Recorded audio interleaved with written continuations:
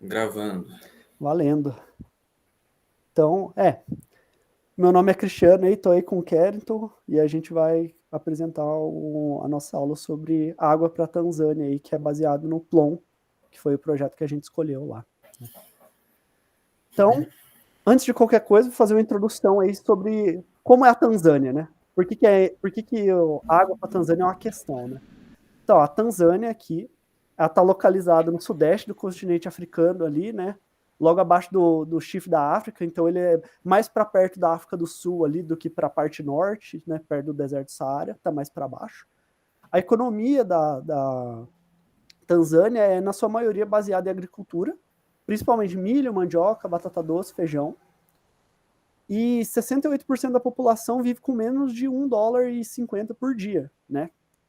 E cerca de 32% da população apresenta subnutrição. Então você vê que a questão de alimentação é uma questão muito séria lá, e ela tá bem ligada com como que é o aporte de água que tem para a população, né?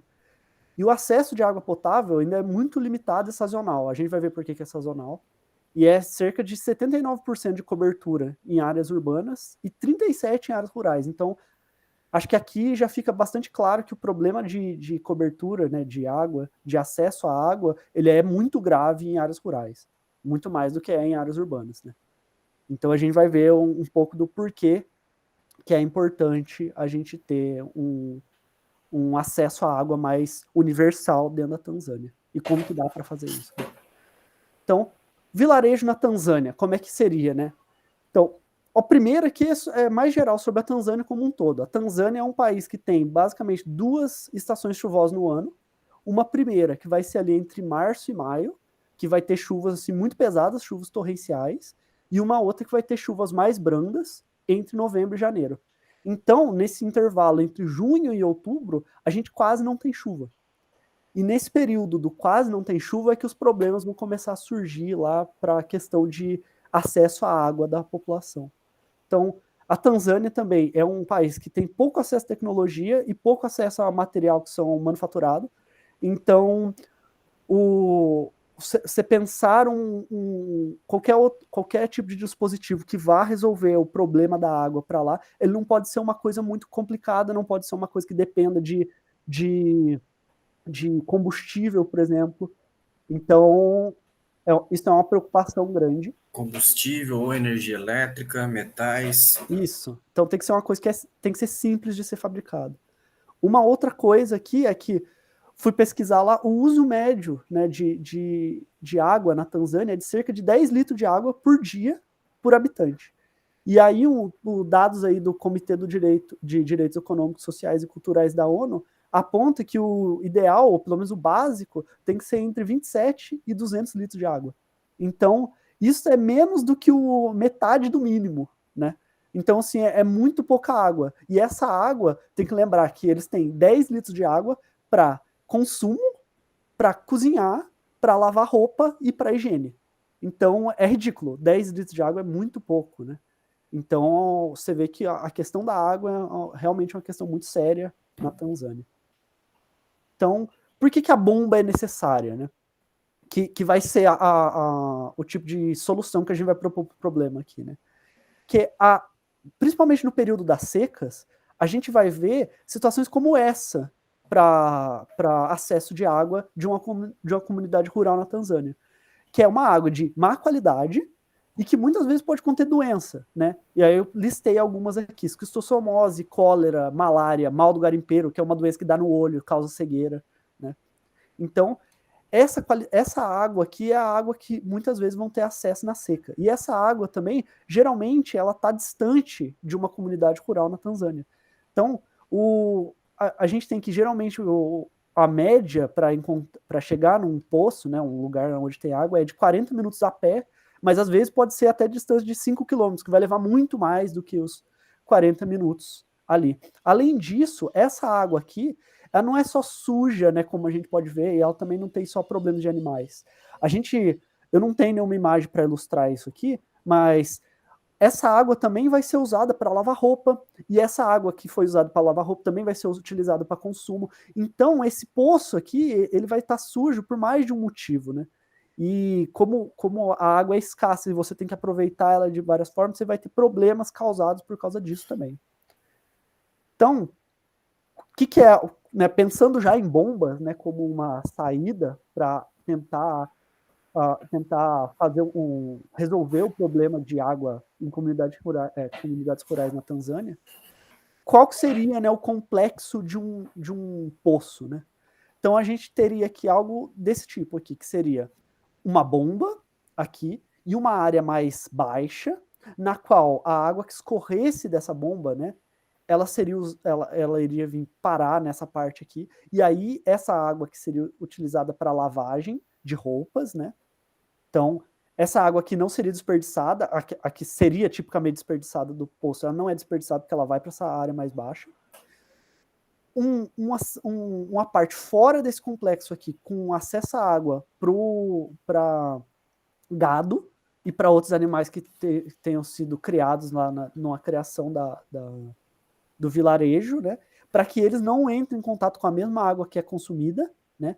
E essa cerca aqui que ela está sendo mostrada aqui é para tentar impedir que não só que esses animais entrem aqui, mas que outros animais entrem aqui. Porque, por exemplo, a esquistossomose, ela é transmitida por um caramujo, né? Então você quer, de algum jeito, impedir que esses animais tenham acesso tanto a essa parte aqui das roupas, quanto ao próprio poço, né? Então, seria legal pensar um poço. A gente vai falar mais das bombas, né? Mas pensar um poço que ele prestasse atenção em todos esses problemas, né? Porque a gente vê que o problema de consumo de água, ele não é só de quantidade de água, mas também de qualidade da água, né? Então é muito importante pontuar isso. Bem, aí quando a gente está pensando em todos esses problemas, o Plon ele sugere uma lista de prioridades para a seleção das bombas, que são 5 pontos. A não utilização de fontes de energia caras, né, por causa que não para evitar usar combustíveis e energia elétrica, porque acesso a isso só em grandes centros urbanos. É muito difícil você conseguir acesso disso no interior do país, que vão ser onde são as zonas rurais, onde a gente vai estar aplicando essas bombas. Os materiais que possam ser encontrados na localidade, né? Materiais manufaturados podem até ser adquiridos em centros urbanos próximos. Só que, mais uma vez, a gente volta para aquela época das chuvas, que apesar de eles terem acesso à água na época das chuvas, eles não têm acesso a quase nenhum outro bem de consumo, porque as chuvas são torrenciais muito fortes, geram uma lama muito grande e fica difícil para a circulação no interior do país. Você não tem efetivamente transportes capazes de passarem por essa lama que fica. Então as comunidades elas ficam nesse período isoladas. A manutenção existe um grupo para manutenção dessas bombas, porque existe um pequeno programa governamental dentro da Tanzânia para instalar bombas nessas regiões, e esse grupo faz a manutenção. Mas é uma área muito grande para um grupo muito pequeno, então seria melhor pensar em bombas que ou não precisem, ou sejam de fácil manutenção, né? Ou a manutenção tem que ser uma bomba robusta o suficiente que suporte o ciclo de trabalho até a próxima manutenção dessa equipe, ou então uma simples o suficiente que os próprios usuários consigam fazer a manutenção. O próximo ponto é que tem que ser barato quanto for, mas não poluir e manter a qualidade da água.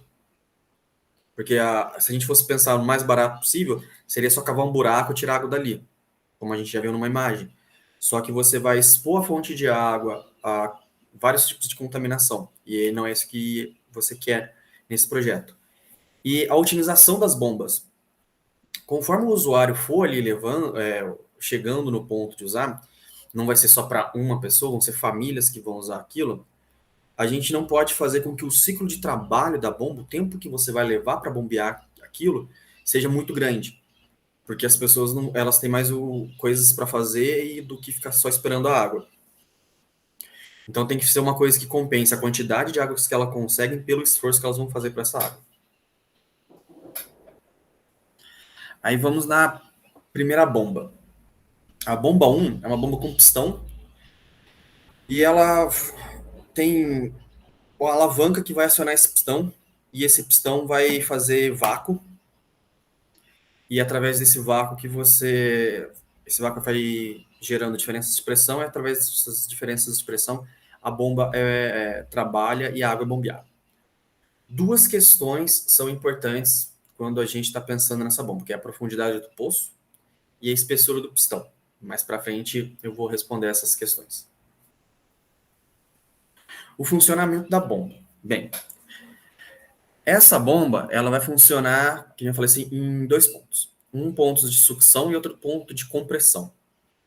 Aí a gente pode olhar aqui o que acontece. Quando o pistão se afasta, a gente está no momento de sucção, porque o pistão se afastando, ele está gerando vácuo na câmara da bomba. E isso percebe o quê? Você vai ter a válvula A e a válvula B. Elas são válvulas mecânicas que elas vão ser acionadas dependendo do sentido de vazão que você for ter no cano. A válvula A, ela vai abrir quando o sentido de vazão for do cano para dentro da câmara. Então, ela vai ser acionada no ciclo de sucção. Depois disso, você vai ter o ciclo de compressão, aonde o pistão vai comprimir a área da câmara do pistão. E nisso você inverte. A válvula B vai ser acionada porque ela se aciona no sentido de dentro da câmara para o encanamento que vai sair para a saída de água. As dimensões importantes, né?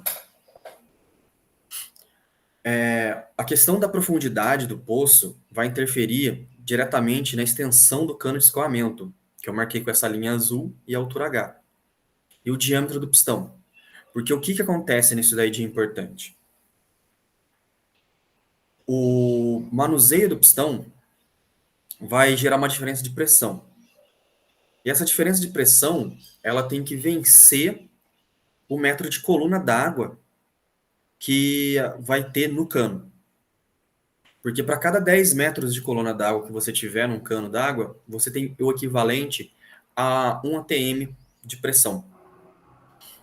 Então, trabalhando com essa questão, tipo assim, convertendo Newton-metro, né, o ATM para Newton só, e trabalhando a equação, a gente chega nessa função, que a força que o pistão tem que exercer tem que ser maior do que 1.013,25. Troquei só as cores aqui, mas o H é a altura e o D é o diâmetro do pistão. Ou seja, a força exercida no pistão tem que ser suficiente para gerar uma pressão na câmara do pistão que acabe sendo maior que a pressão do metro da coluna d'água que tem no cano de escoamento.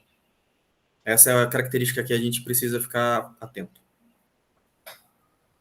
Aí o que acontece? O volume de água bombeado vai ser o volume formado pela variação do deslocamento do cilindro L. Nesse diagrama esquemático que a gente está vendo aqui, a gente vê a válvula de sucção, a válvula de entrega e o pistão. Esse L de extensão que a gente está vendo no pistão, ele vai ser o responsável por determinar qual que vai ser o volume de água que vai ser bombeado a cada manobra. Sendo que a manobra completa é puxa o pistão e empurra o pistão, que vai ser um acionamento de alavanca. E o volume que a gente vai ter dessa manobra é dado pela fórmula V igual a π, d quadrado sobre 4 vezes L, que é esse comprimento do pistão, e o D sendo o diâmetro da cabeça do pistão. Bem, conclusão sobre a bomba 1.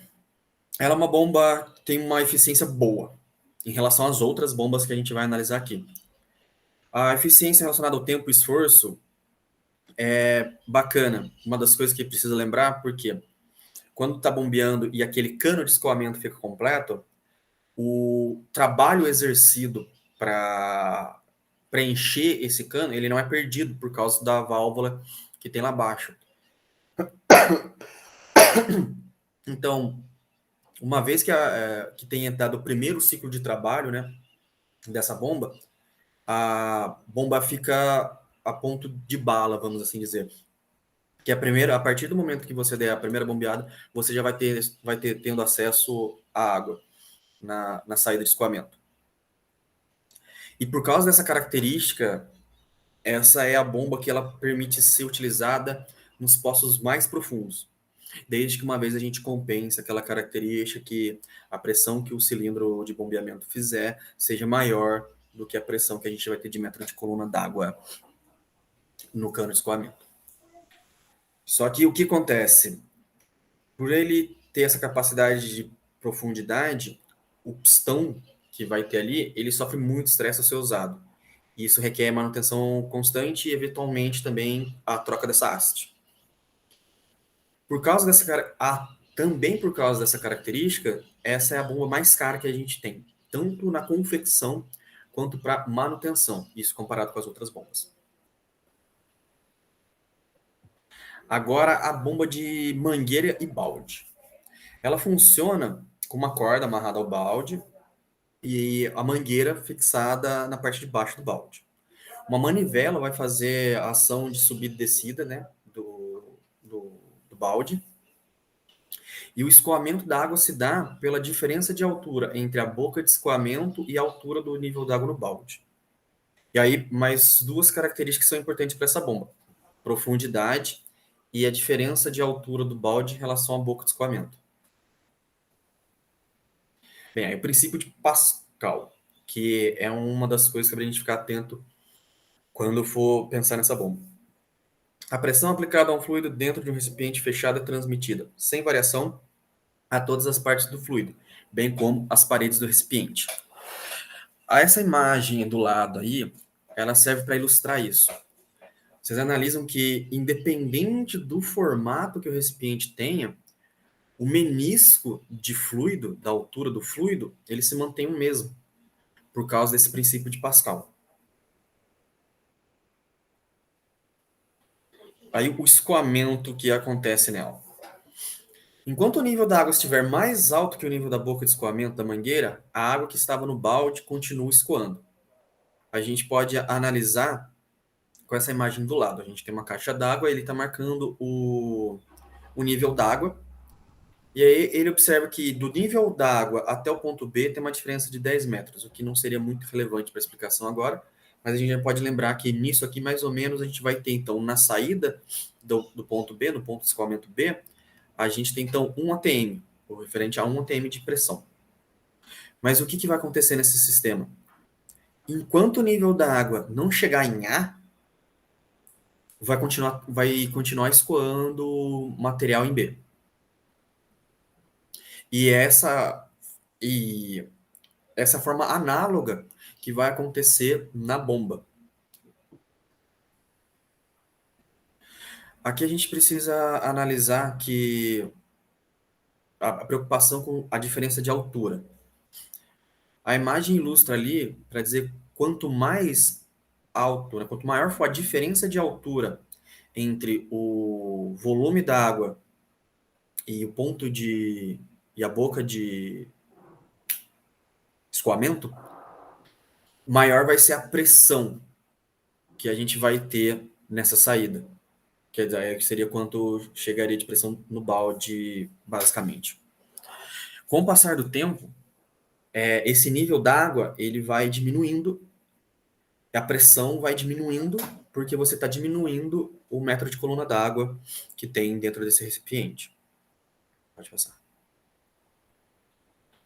Bem, outra coisa importante nesse sistema que a gente tem que lembrar é por causa da mangueira que você tem ligando o balde até a saída de escoamento, é o efeito sifão.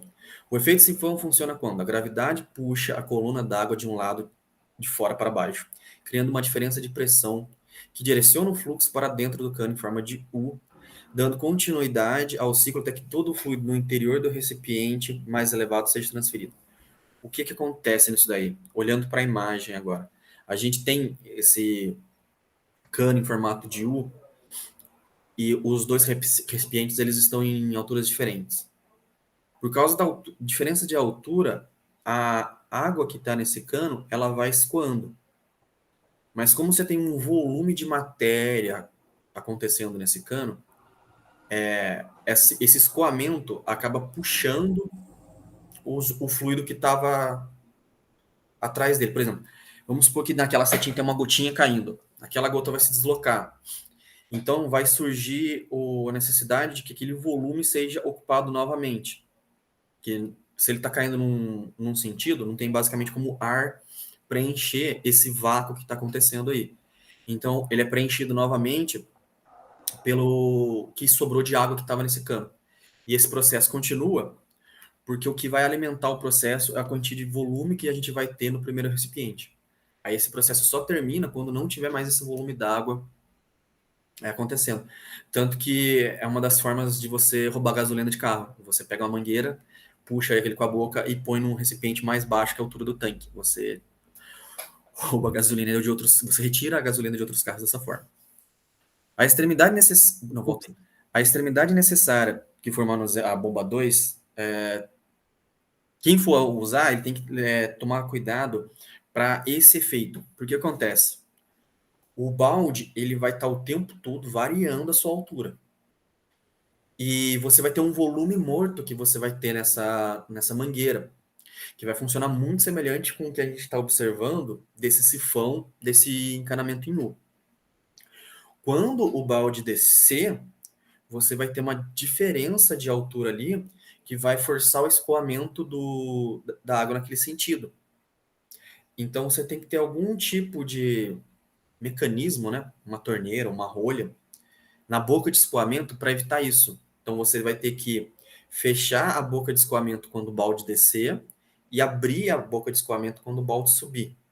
E ficar atento a esse processo. Porque dependendo da altura onde tiver a boca de escoamento, por exemplo, se você está guardando água num balde e eventualmente a boca de escoamento estiver submersa no balde e você esquecer de fechar ela, quando você descer o balde, o efeito sifão vai fazer com que a água que você acumulou, né, que você teve trabalho para acumular naquele balde, volte a escoar para o poço, fazendo você perder o trabalho que você teve. E para melhorar o rendimento, é necessário que a mangueira da torneira tenha uma rolha, então, para isso, ou algum tipo de mecanismo para evitar esse escoamento contrário. Outra questão que precisa ficar atento é que a profundidade do poço.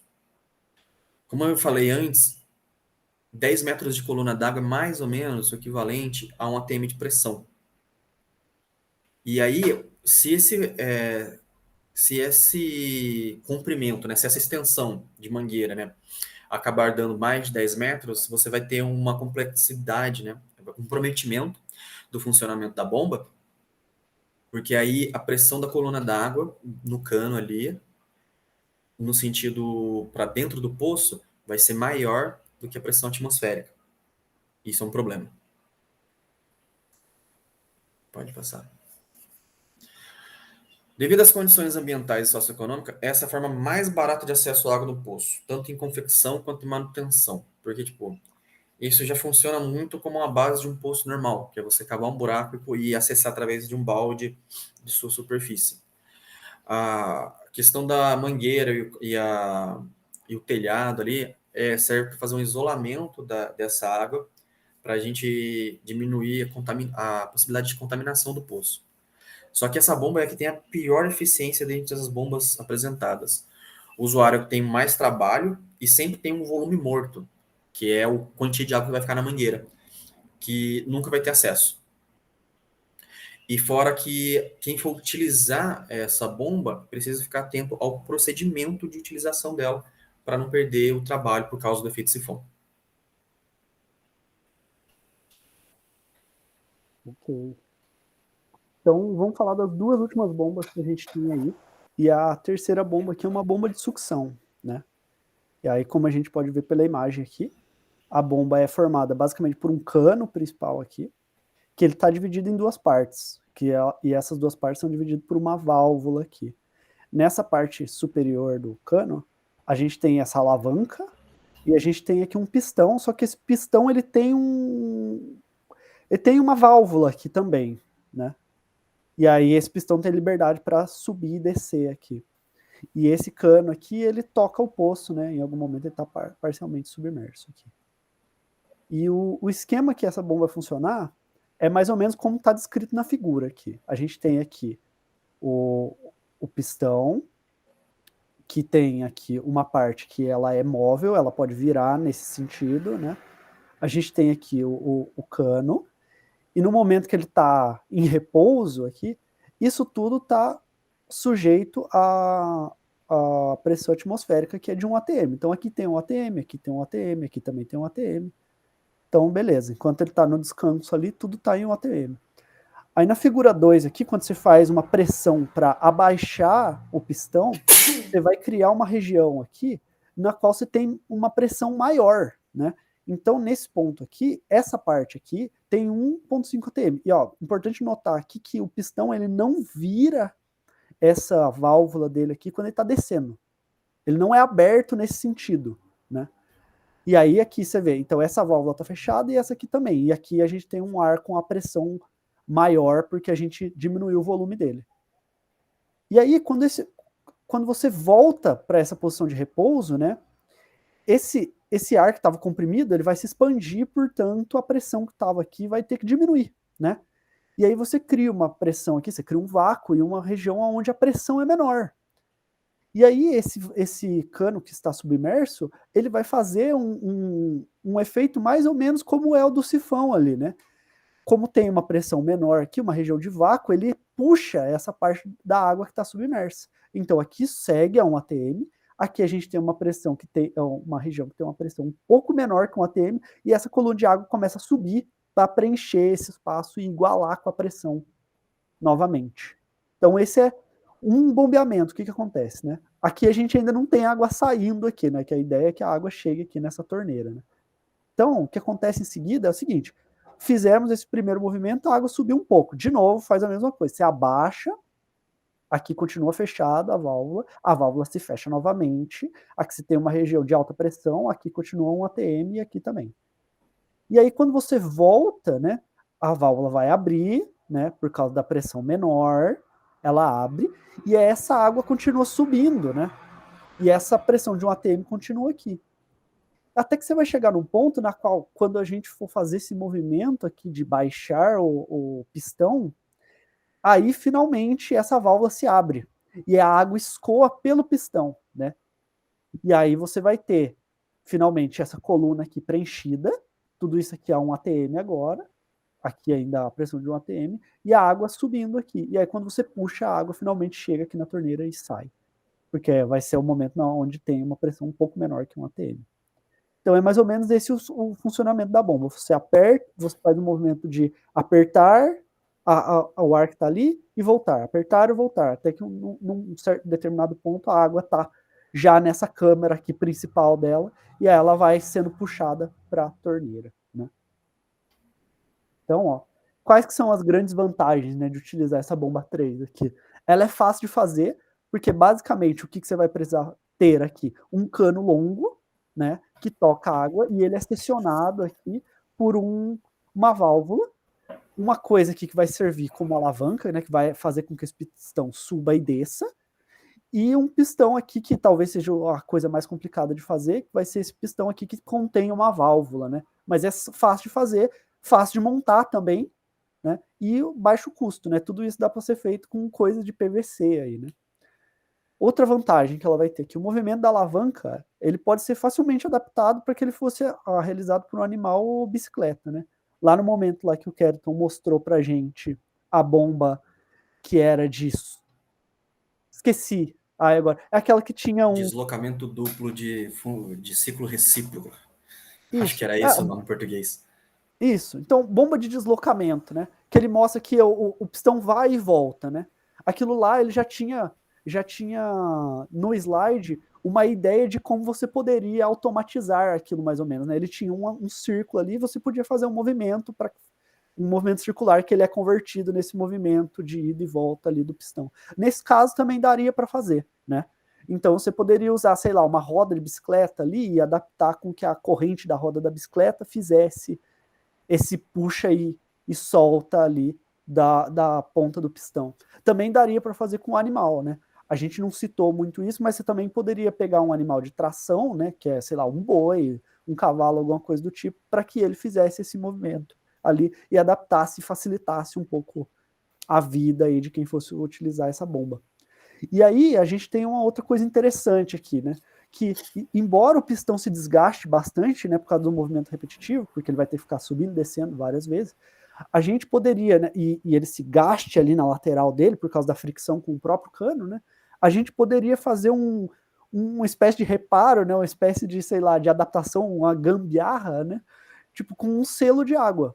E o que é o selo de água, né? Aqui, vamos supor aqui que o nosso selo, o nosso pistão já esteja gasto já por causa da fricção com o próprio cano.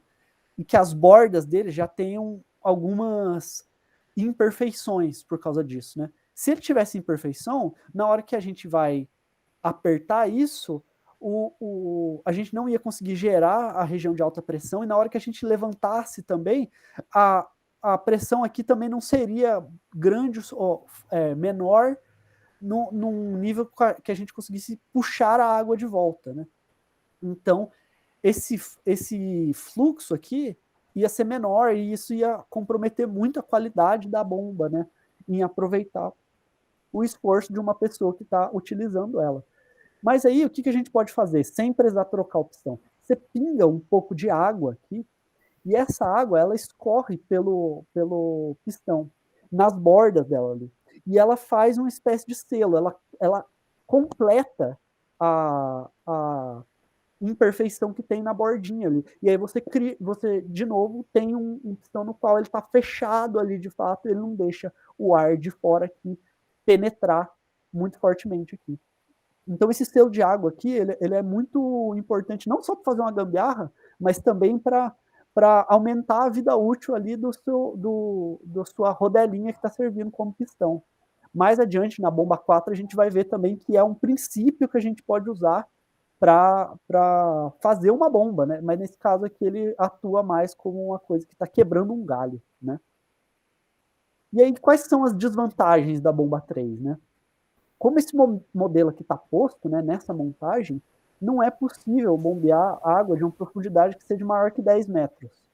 Por quê, né? Abaixo dessa profundidade aqui, a pressão que a coluna d'água está sujeita vai ser maior que a pressão atmosférica, né? Que ela é fundamental para o funcionamento da bomba. Aqui, como a gente pode ver, essa pressão aqui é de 1 atm, e essa pressão, de certo modo, vai ser o que empurra a água para que ela suba aqui, né? Então, se você for ir numa profundidade que seja maior, essa pressão aqui já não é suficiente para empurrar a coluna d'água, porque aí a coluna d'água já vai fazer uma pressão, ela por si só, maior já do que essa força aqui. Essa força não consegue mais ganhar da força que a coluna d'água está fazendo. Né? Então, 10 metros é um limite. Isso aqui já é um limitante bastante grande. Por quê? Porque como a gente viu lá no início da apresentação, a gente tem um período de chuva muito intenso na Tanzânia que depois cessa e fica meses sem que tenha chuva novamente, né? Então, você precisa que a bomba seja funcional por bastante tempo, né? Então, imaginar um poço que perca 10, sei lá, uma profundidade de 10 metros ao longo de meses não é muito fora da realidade de um vilarejo. Então, ela teria que ser usada numa condição um pouco limitada ali, né? Outra coisa que a gente pode pontuar aqui é que dificuldade no funcionamento da válvula, né? Ali que ela não vai poder ser resolvida com selo de água, né? Se a gente colocou o selo de água aqui nesse pistão, se a gente tiver um problema nessa válvula aqui, aí você vai ter que fazer de fato uma manutenção ali, e ela não vai ser resolvida com esse mesmo problema aqui, porque você precisa que ela seja móvel, né? E o próprio selo de água pode ser um problema, porque você tem que prestar muita atenção em que tipo de água que você está usando para fazer essa selagem aí, porque pode causar uma contaminação no poço e aí você compromete a qualidade da água do poço inteiro, né? Então é uma bomba que você tem que pensar muito bem que tipo de caso que você vai usar ela ali, porque ela não serve para qualquer modo. Para comunidades menores ela funcionaria melhor, né? Então, como conclusão aqui, apesar de ser barata, de ser fácil montar e fácil manusear, ela tem essa deficiência grave, que é não conseguir bombear uma água que esteja abaixo de 10 metros, né? E aí isso compromete muito a vida útil dela ao longo do ano. Não em questão de vida útil dos materiais, mas a questão de quando é que você pode usar a bomba, né? Porque se você tem essa questão de chuvas intermitentes aí, tipo, só em curtos períodos do ano, no momento que você não tem chuva, algum momento você vai acabar com a água do poço e a bomba vai ficar inútil, né? Então essa bomba seria mais adequada só para comunidades que são muito pequenas, né? Não é qualquer tipo de casa que a gente poderia usar ela. E a última bomba aqui que a gente vai discutir, que é a bomba 4, que ela é uma bomba de corda, né? E aí ela vai seguir esse diagrama aqui, né? Ela é feita do quê? Ela tem aqui uma roda também, que essa roda está ligada a uma manivela, alguma coisa que possa fazer esse movimento da roda rodar, né? Uma parte ela é feita também por uma corda, que ela vai ter esses nós aqui, né? Que são como está no diagrama aqui, um nó, e logo acima dele vai ter um disco ali, né? Ele está dizendo aqui um disco de borracha, né? Mas é alguma coisa desse tipo, né? Que ele vai funcionar como uma espécie de pistão também, né? E essa corda está submersa aqui numa outra roldana aqui embaixo. Então, o que é a ideia? A gente tem esse ciclo de cordas aqui e a gente tem aqui um pedaço no qual tem um cano que vai desembocar numa torneira. Conforme isso aqui gira, né? Essa água aqui ela vai sendo meio que içada da água, talvez. A água vai sendo içada por esse cano aqui e ela desemboca nesse lugar, né? Então a gente vai ver um pouco mais dos detalhes aqui logo adiante, né? Então, qual que é o benefício, né, de usar uma bomba desse jeito aqui? Uma bomba de içagem de água ali, né? Você também vai ter baixo custo, né, e material de fácil reparo ou troca, né? De novo, o que você vai ter nessa corda aqui? Você vai ter nó, você vai ter uma parte aqui, rodelinhas de algum material que seja flexível, pode ser borracha, um plástico, alguma coisa desse tipo. Uma roda aqui que pode ser improvisada de vários jeitos, um cano que a gente vai ter aqui, uma roldana. Então é tudo simples de encontrar, simples de manusear, basta girar, né? Uma coisa muito importante que essa bomba se diferencia das anteriores é que ela não depende de forças dinâmicas ali.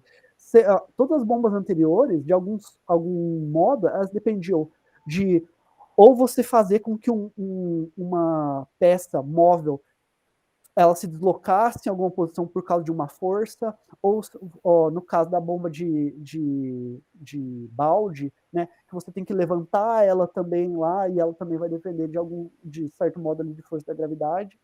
Então, esse tipo de bomba, ela é mais simples, porque o mecanismo que está fazendo com que a água suba aqui é um mecanismo puramente estático, que ele issa a água e a água sobe. É isso, né?